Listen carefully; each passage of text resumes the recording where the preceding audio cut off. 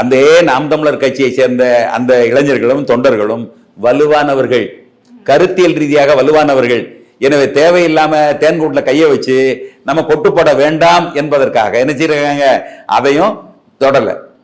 எப்படி அண்ணாமலை தொடாமல் விலகினார்களோ அதே போல நாம் தமிழரையும் தொடாம விலகி இருக்கிறாங்க விஜய்.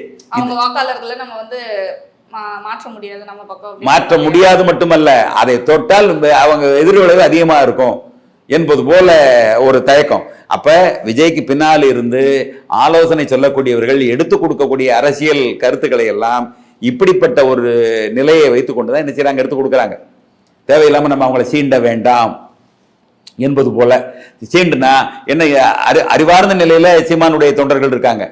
அதே பொறுத்த ஆற்றல் வாய்ந்தவர்களாக அண்ணாமகாவில் அனுபவப்பட்ட இந்த தலைவர்கள் இருக்காங்க. அப்ப இந்த ரெண்டை எதிர்ப்பை நம்ம சம்பாதிச்சு அவர்களுடைய தாக்குதலுக்கு நம்ம ஆளாகி நம்ம பலவீனப்பட்டுறக்கூடாது. அப்ப இதை தொடாம என்ன செய்யணும், நம்முடைய எதிரியாக இருக்கக்கூடிய இந்த ரெண்டு பேரையும் நம்ம என்ன செய்யலாம், எதிர்த்து களமாடினாலே போதும். நம்ம தொண்டர்கள், நம்முடைய ரசிகர்கள், அடுத்த பொதுமக்கள், அடுத்த சிறுபான்மையினர், இவர்களையெல்லாம் தன் பக்கம் இழுக்க முடியும் என்கிற நம்பிக்கையை விதைக்கிறார்கள், அவரிடத்துல ஊட்டுகிறார்கள்.